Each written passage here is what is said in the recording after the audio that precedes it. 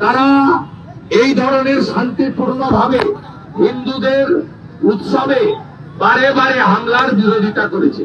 তমলুক একটি সংস্কৃতবান শহর, শিক্ষিত শহর, স্বাধীনতা সংগ্রামীদের শহর। এই শহর অত্যন্ত রুচিশীল শহর। এই শহরের নিমতলাতে যে হামলা মানুষ দেখেছে, লজ্জা রাখার জায়গা নেই।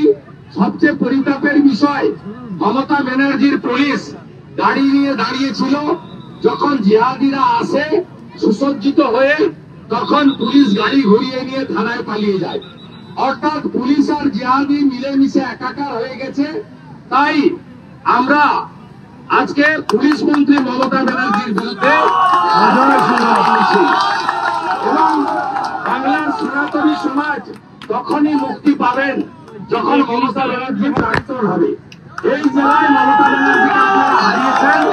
এই জেলার দুটো লোকসভা আসন নরেন্দ্র মোদীজিকে দিয়েছেন। শপথ নিন, আমরা দেব 16, রাজ্যে হব 180 অন্তত, এবং মমতাকে প্রাক্তন করব। যোগী আদিত্যনাথের মতো পশ্চিমবাংলায়ও সুশাসন সুরক্ষা দেব। হিন্দু ধর্মাবলম্বীরা তাদের প্রত্যেকটি অনুষ্ঠান আনন্দের সঙ্গে শাস্ত্র মেনে, পঞ্জিকা মেনে সুন্দরভাবে করতে পারবে। আমি আর কথা দীর্ঘায়িত করব না। আমাদের হলদিয়াতে আগামী রবিবার বিকালে ক্ষুদিরাম স্কয়ার থেকে দুর্গাচক রেল ক্রসিং পর্যন্ত বর্ণাঢ্য শোভাযাত্রা আছে। তাতে অংশগ্রহণ করার জন্য হলদিয়া এবং মহিষাদল বিধানসভার নেতৃত্বকে, কর্মী সমর্থকদের, জনগণকে আহ্বান জানিয়ে এবারে রামনবমী কেমন হবে, রামনবমী কেমন হবে, জয় জয় শ্রীরামের ধ্বনি উঠবে, গেরুয়াময় হবে, দেখা হবে।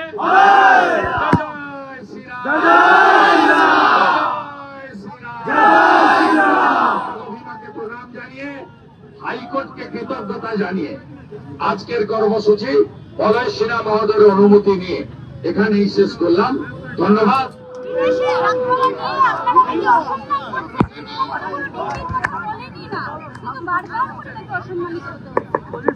তিনি কেন বলেছেন অক্সফোর্ডে যাবেন? কামরুল তমলুক কলেজে ভাষণ দেওয়া আর বিদ্যাসাগর ইউনিভার্সিটিতে ভাষণ দেওয়া এক নয়।